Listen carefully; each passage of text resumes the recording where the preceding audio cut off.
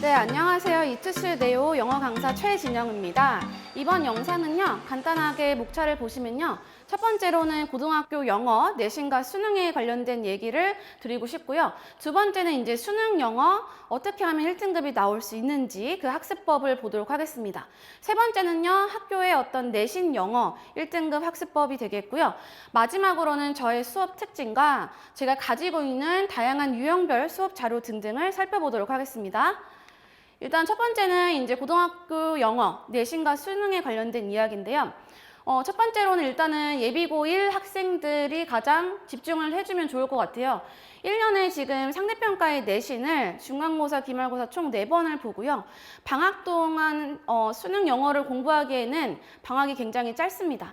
그래서 짧은 방학을 제외하고 1년에 학교 시험 총 4번을 준비하면서 절대평가에 수능까지 준비한다? 생각보다 수능 영어에 집중할 수 있는 시간이 그리 많지 않습니다. 그래서 가장 중요한 거는 내신 영어를 공부하면서 수능 영어까지 공부할 수 있는 어떤 똑똑하고 효율적인 학습법이 가장 중요하겠고요. 2학년 올라가면서 이제 1학년 학생들은 학교 시험 열심히 준비하는데 2학년 올라가면서 많은 학생들이 내신 시험 범위가 너무 많고 하기 때문에 내신 영어를 포기하는 학생들이 참 많아요. 근데 가장 중요한 것은 내신 영어를 포기한다고 해서 그것이 수능 영어 집중으로 이어지지 않는다는 게 문제가 되겠습니다. 그래서 내신 공부하면서 수능까지 챙기는 그런 똑똑한 학습법이 굉장히 중요하다. 그리고요. 두 번째는 이제 절대평가의 수능에 대한 어떤 잘못된 인식과 마음가짐이 되겠습니다. 어떤 심리적인 요소와 관련이 깊은데요. 일단 절대평가가 되고 나서 절대평가가 조금 쉬운 시험이다라는 어떤 잘못된 인식을 많은 학생들이 가지고 있고요. 영어는 어떤 부수적인 어떤 과목, 어느 정도 하면 나오는 그런 부수적인 과목으로 많이 생각을 해서 결국은 지금 많은 영어 강사분들도 얘기하기로는 학생들 지금 학습량 전체적으로 많이 떨어져가지고 영어 실력이 상당히 지금 많이 저조해졌다. 지금 작년에 보았던 이제 수능 같은 경우도 1, 2등급 비율 채 합해서 30%가 되지 않죠? 그래서 이렇게 학습량이 지금 저조되고 1, 2등급 비율이 지금 떨어지는 상황이다. 그래서 이런 마음가짐을 이제 우리가 바로 잡는 게 가장 중요하겠고요. 그 다음에는 이제 EBS 영어 지문 간접 연계가 되겠습니다. 일단은 EBS에서 이제 영어 지문이 나온다 할지라도 막상 시험장에 가면 굉장히 떨리고 하기 때문에 어차피 처음 보는 낯선 느낌이 강할 텐데 이제 간접 연계로 되었기 때문에 사실상 거의 그냥 내가 처음 마주하는 새로운 지문이다 생각을 해줘야겠고요. 그러면 처음 마주하는 낯선 지문을 제한 시간 내에 풀려면요. 결국은 지문의 어떤 핵심, 논리적인 구조를 이해하는 언어 독해력 굉장히 중요하다고 생각이 되었습니다. 또한 수능 영어 같은 경우는요. 영어 실력이 좋다고 해서 단순히 영어 실력으로 잘 나오는 시험이 아닙니다. 가장 중요한 거는 영어 학습이 잘 이루어져도 언어 논리적인 사고가 반드시 필요해요. 글 전체가 전달하는 메시지가 무엇이고 글의 흐름이 어떻게 흘러가고 글의 전개 방식이 어떻게 되어 가는지 글 전체의 어떤 글의 구조, 논리적인 어떤 구조 파악이 중요하겠습니다. 그래서 결국은 이제 수능 영어를 잘하기 위해서는 언어 논리적인 사고가 굉장히 중요하다는 말씀 드리고 싶고요. 그 다음에는 이제 내신과 관련된 이야기가 되겠습니다. 가끔 이제 학생들 지문만 달달 외우면 내신 영어 학습이 잘 될 거다. 내신 영어 등급 잘 나오겠지 생각하는 친구들 많은데 지문만 외우는 것은 아무런 의미가 없어요. 비효율적이고 의미가 없는 방법이 되겠고요. 고등학교 내신 영어는요, 지문의 양이 엄청나게 많기 때문에 그 방대한 지문의 양을 우리가 잘 공부를 하려면 결국은 지문 암기가 아니라 그 지문에 대한 철저한 이해를 바탕으로 한 학습이 굉장히 중요하겠습니다. 그래서 수능 영어 1등급 학습법을 살펴보면요. 일단은 지금 이게 이제 단계별로 쭉쭉 가는 것도 중요한데 매일매일 꾸준히 영어 공부를 하면서 그 문제풀이를 하면서 어휘 학습, 그리고 구문 학습 이런 것이 같이 이렇게 조화롭게 이루어져야 되는데요. 그리고 기본적으로 4등급 이하 학생들, 많은 기초가 부족한 학생들은 어휘 학습이 제대로 안 되어 있는 경우가 참 많습니다.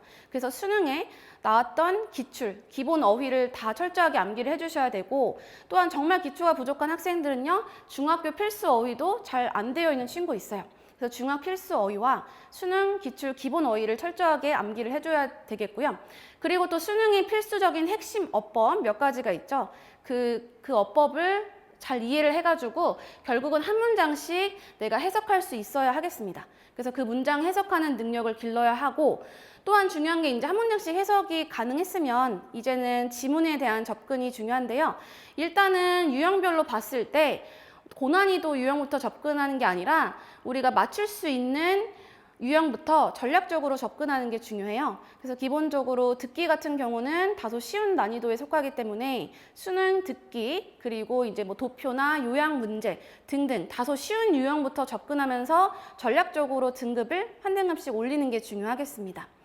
그리고 이제 결국은 이제 지문, 글을 이해하는 것이 중요한데, 가끔 어떤 학생들 보면 답은 맞았는데 그 지문을 제가 살펴보면 아무런 표시도 안 되어 있는 친구가 참 많아요. 아무런 표시가 안 되어 있고 답은 맞췄고, 이런 학습이 지금 이루어지고 있는데, 가장 중요한 것은 이제 독해 같은 경우는 감으로 푸는 게 아니라요, 객관적인 논리적인 근거를 찾는 게 중요하겠습니다. 따라서 지문, 글을 읽으면서 핵심 문장이라든지 아니면 주제를 나타내는 어떤 키워드 등등, 그렇죠? 그런 것들을 표시하면서 능동적인 독해를 할 수 있도록 그 힘을 기르는 것이 상당히 중요하겠습니다. 그리고 아까도 말씀드렸다시피 다소 쉬운 유형, 내가 맞출 수 있는 쉬운 유형을 다 맞추는 것이 더 중요하겠고요. 어느 정도 학습이 되었으면 점점 어려운 독해를 유형별로 이제 도전하는 것이 중요하겠고, 그리고 가장 중요한 것은 다량의 문제, 그렇죠? 문제 양치기로 푸는 친구 있는데, 가장 중요한 거는 많은 양의 문제를 푸는 게 중요한 게 아니라 수능을 출제하는 곳은 평가원입니다. 평가원의 어떤 기출 자료들, 기출 지문들을 철저하게 내 것으로 만드는 게 중요해요. 그래서 평가원의 어떤 출제 원리가 무엇이고, 글의 논리적인 구조가 무엇이고, 객관적인 어떤 논리적인 답을 찾는 연습 여러분들이 잘 하셔야 됩니다. 그리고 이제 어느 정도 2등급 된 친구들은요, 정답 선택지에 대한 확신이 필요한데요. 3번인 것 같아 또는 4번인 것 같아가 아니라 그 정답 선택지에 대한 객관적이면서 정확한 근거를 찾는 연습을 해주셔야 돼요. 그 정답에 대한 확신이 있어야지 수능 영어 1등급이 이루어질 수 있겠습니다. 다음은 이제 내신 영어 학습법이 되겠습니다. 내신 영어 1등급은 어떻게 맞추면 좋을까? 일단 잘못된 공부 방법 중 하나는요, 많은 학생들 가끔 저한테 와서 선생님 빈칸 좀 더 많이 뚫려져 있는 거 없나요? 라고 많이 물어봐요. 근데 빈칸이 많이 뚫려져 있고 내가 이 빈칸을 설사 다 지문을 외웠다 할지라도 그거는 그냥 의미 없는 그냥 빈칸지입니다. 의미 없는 빈칸 연습이고, 그냥 내가 뭔가 다 암기했으니까 시험 잘 보겠지 라는 마음의 위안만 줄 뿐이에요. 그래서 이거는 이제 무의미하고 비효율적인 지문 암기다.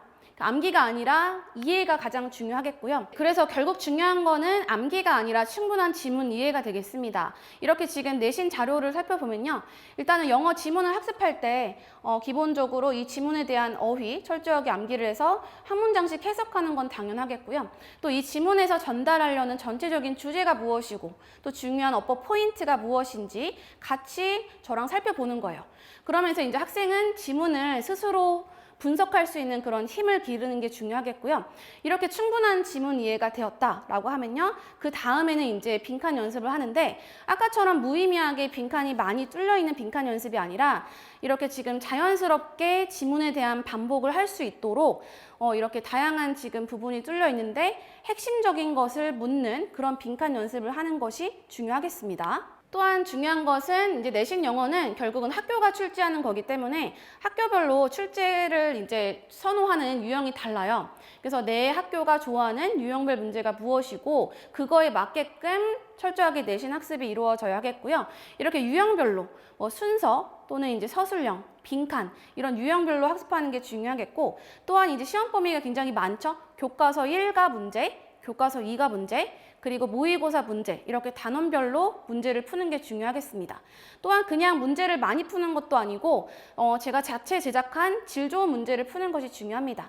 문제를 푸는 이유는 결국은 지문 학습을 한번 점검해 보는 것이 가장 중요하기 때문에 이렇게 자체 제작한 질 좋은 문제를 풀어야 된다. 이거는 제 수업 특징이 되겠습니다. 일단 수업 특징을 보자면요. 저는 가장 중요한 게 단기간 내에 학생들의 성적 향상이 이루어져야 된다라고 생각을 해서 철저하게 강의 준비, 강의 연구를 해야 된다고 생각하고요. 꼼꼼하고 체계적인 수업이 되겠습니다. 일단 성적이 반드시 올라가야 하고 핵심 출제 포인트가 무엇인지 학생들이랑 같이 그걸 중심으로 보도록 하겠고요. 그리고 다양한 자료들이 굉장히 많아요. 학생들이 원하는 자료를 그때그때 챙겨줄 수 있도록 어휘나 문법, 그리고 서술형, 포인트가 되는 구문 자료 등등이 있습니다. 또한 단계별 과제가 되겠는데 유형별부터 기본부터 심화까지 단계별로 확장하면서 연습을 자연스럽게 할 수 있는 과제를 준비해 놨습니다. 또한 중요한 거는 개인별 약점 분석. 가장 중요한 거는 어떤 강의를 듣던지 간에 개인별로 약점이 무엇인지 분석을 하고요. 개인별로 피드백을 받는 게 중요해요. 그래서 개인별로 어떤 부분이 취약한지 같이 분석해보고 그에 맞는 개별적인 자료 챙겨주도록 하겠습니다. 또한 이거는 이제 어법 기초가 부족한 학생들이 있습니다. 너무 어법 기초가 부족한 학생들은 온라인 보충 강의를 이제 제공해서 1대1로 조금 이렇게 챙겨주도록 하겠고요. 마지막으로는 학생과의 소통이 되겠습니다. 언제든지 영어에 관련돼서 궁금한 사항이 있으면 SNS 실시간 질의응답을 통해서 이루어질 수 있고요. 이제 영어 학습, 어떤 영어 수업도 중요하지만 영어를 왜 공부하는지 그 동기부여도 상당히 중요해요. 그래서 학생들한테 개별적으로 조금 동기부여도 많이 하는 스타일이고 영어 학습법 상담도 많이 학생들과 하는 편입니다. 다음은 이제 유형별 수업 자료를 살펴보도록 하겠습니다. 어떤 다양한 유형별 수업 자료가 있는데 지금 같은 경우는 이제 내신 영어를 학습할 때 그 내신 영어 관련 자료가 되겠습니다. 일단 지문이 이렇게 있고요. 지문이 색깔별로 이렇게 칠해져 있는데 빈칸 포인트 또는 어법 포인트, 그리고 어떤 문장 삽입, 특정 문장이 어디에 들어갈지 중요한 부분은 제가 이렇게 표시해서 주고요. 학생들은 결국은 이 자료를 통해서 스스로 지문을 이제 분석할 수 있는 힘을 길러야 해요. 그래서 내용과 흐름적인 측면에서 전체적인 주제가 무엇인지, 글의 흐름이 어떻게 흘러가는지 같이 살펴보고요. 또한 중요한 어법이 무엇인지, 그리고 중요한 구문이 있죠, 그렇죠? 지문별로 중요한 구문은 같이 이렇게 분석을 해서 서술형까지 준비할 수 있도록 철저하게 준비해 보도록 하겠습니다. 또한 상위권으로 올라갈수록 어휘가 굉장히 중요한데 이 어휘를 확장해서 공부할 수 있도록 다이어라든지 아니면 문맥적인 동의어 같이 공부해 보도록 할게요. 이건 이제 내신 자료가 되겠고요. 그 다음에는 이제 어법 구문 자료, 예시를 보면 이렇게 지금 문법 자료인데요. 예를 들어 이제 준동사 파트를 공부했다라고 하면 단순히 이제 어법을 위한 어법이 아니라 저기 지금 제일 첫 번째 보면 대수능 29번이 있죠, 그렇죠? 수능에서 어법 문제가 이렇게 출제되고 있다. 그렇죠? 예를 들어 본다면 1번에 지금 프로디싱이 밑줄 쳐져 있는데 일단은 수능에서 좋아하는 것은 동사 판별이에요. 그래서 문장에서 동사가 필요한지 또는 필요한지 않은지를 분석을 해서 동사 자리가 아니다 라고 한다면 저 자리가 준동사이기 때문에 그때는 이제 준동사를 판별해 주는 거예요.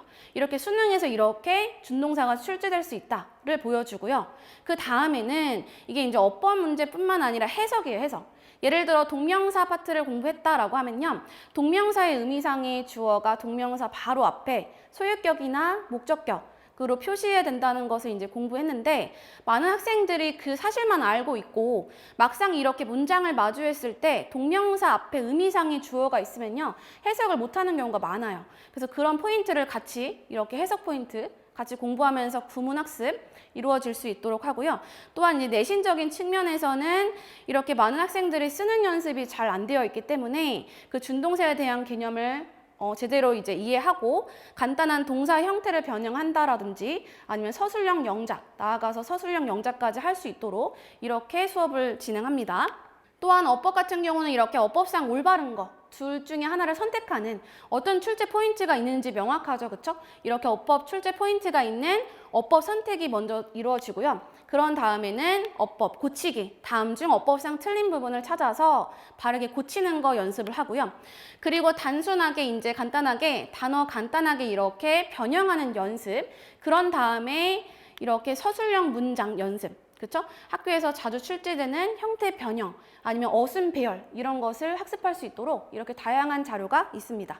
서술형 부분이 되겠는데요. 서술형은 결국은 수능이 아니라 내신에서 출제되는 부분인데 그 내신 기간에 내에서 내신 범위에 맞게 서술형 중요 문장을 외우는 것도 중요한데 기본적으로 이렇게 뭔가 해석상 중요한 부분들이 있어요. 어법적인 중요한 포인트가 있는 문장을 같이 이렇게 분석하면서 이렇게 단순 배열하거나 아니면 형태를 변형해서 영작하는 연습, 그런 걸 할 수 있도록 자료가 있습니다. 또한 어휘 자료가 되겠습니다. 일단은 수능 기본 어휘를 다 외웠는데 이렇게 유형별로 단어가 필요한 학생들이 있습니다. 예를 들어 도표 같은 경우 도표 문제에서 자주 출제되는 어휘가 무엇인지 그 자료도 있고, 분위기나 심정 아니면 내신에서 가끔 출제되는 글의 어조, 이런 단어를 제가 제공하고요. 또한 그뿐만 아니라 철자가 혼동되는 어휘라든지 이렇게 좀 혼동될 수 있는 어휘를 모아서 학생들한테 제공을 해주고 있어요. 또한 이제 기초 어법이 부족한 학생들, 불규칙 과거 동사 같은 경우는 고등학교에서는 너무 당연한 부분인데 헷갈려하는 친구 있어서 한번 점검하는 차원에서 이런 기본적인 어법 자료들 준비하고 있고요.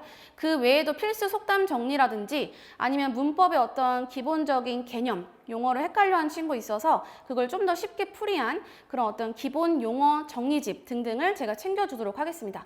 이렇게 다양한 유형별 수업 자료가 있고요. 가장 중요한 거는 학생들의 성적 향상이 가장 중요하기 때문에 저는 철저하게 수업 연구를 해서 학생들의 성적을 올리도록 하겠습니다. 끝으로 저의 강의는 이투스 네오 강남 홈페이지에 시간표를 살펴볼 수 있습니다. 감사합니다.